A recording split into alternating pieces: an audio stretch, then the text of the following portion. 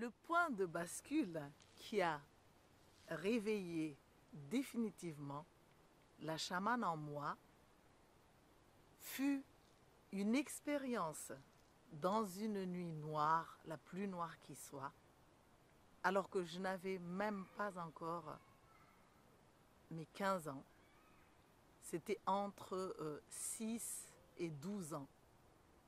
Car intéressée vivement par le chamanisme depuis toujours, en fait, j'ai dérangé les maîtres chamans de mon village avant que ceux-ci n'acceptent de me former.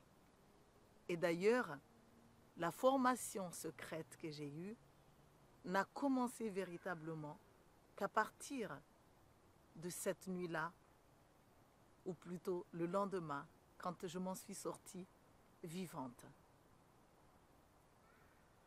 J'ai toujours vu des êtres de la nature, les êtres de la forêt, des rivières, des fleuves. Et j'ai toujours fait des voyages hors du corps vers des mondes incroyablement lumineux, en compagnie de guides spirituels, d'anges. Je vois les fées, les lutins, les ancêtres également. Je vois les ondines, les muses. Je vois toutes sortes d'êtres incroyablement fabuleux, mais en fait, je ne sais pas comment les appeler. Il y en a tellement que je me contentais enfant de les voir, tout simplement, de les écouter. Il ne m'est pas venu du tout dans la tête de chercher à les nommer.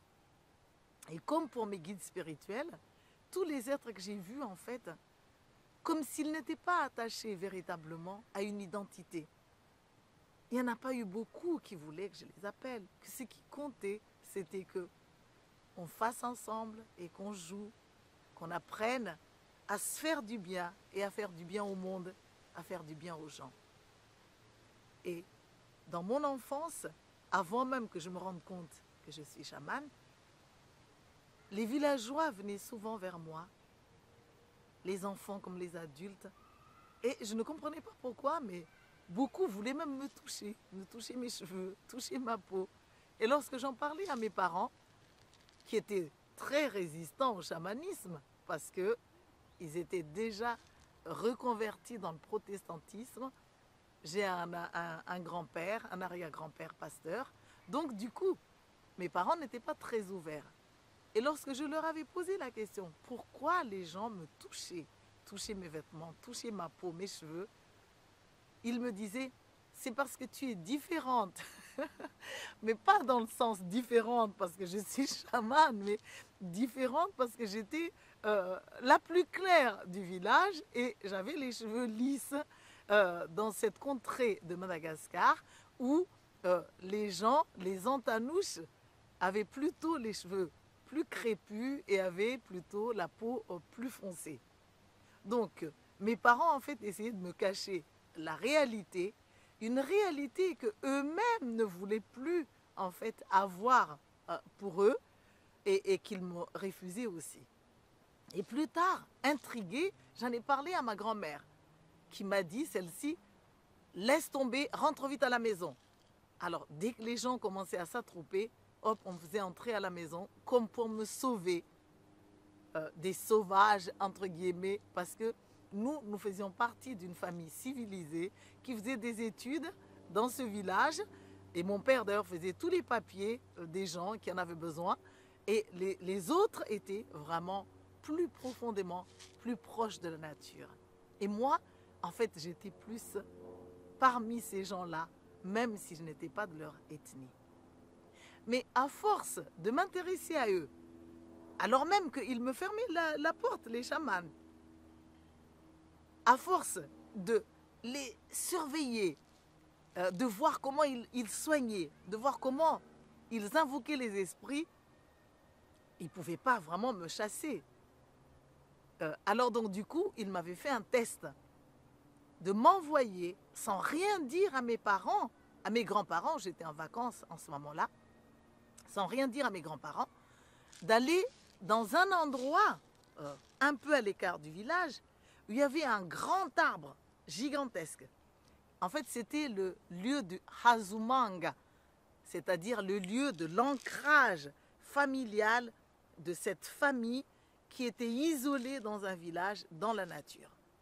Et sans savoir le pourquoi, je suis allée en pleine nuit sans rien dire. Et lorsque la nuit était tombée, le grand arbre s'était transformé en une sorte de pyramide bizarre. Comme je n'avais jamais vu de pyramide moi-même à cet âge-là, et à cette époque-là, le nom me vient seulement quand je suis devenue plus grande.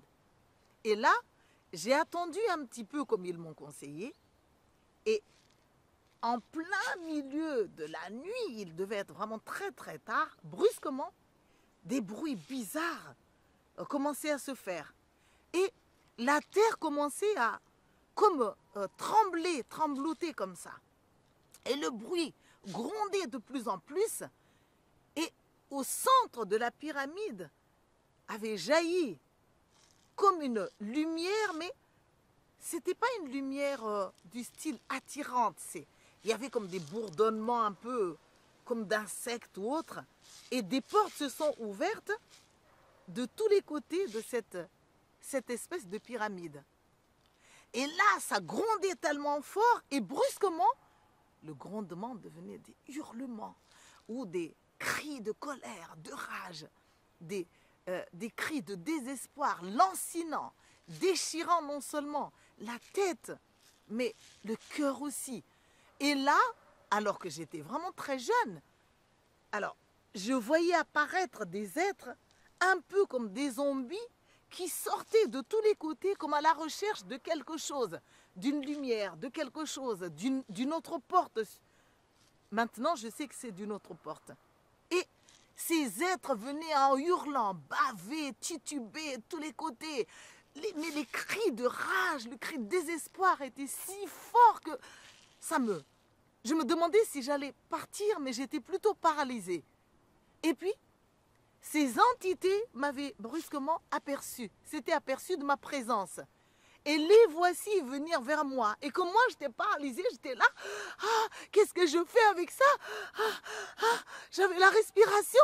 Je croyais que j'allais vraiment mourir. Quand brusquement, j'ai entendu comme une inspiration et comme si une porte s'était ouverte au sommet de ma tête, d'où se déversaient des conseils que je devais me laisser aller, que je devais lâcher, que je devais me brancher à ces êtres et que je devais lâcher ce qu'ils ne savent pas lâcher parce qu'ils étaient prisonniers tout simplement.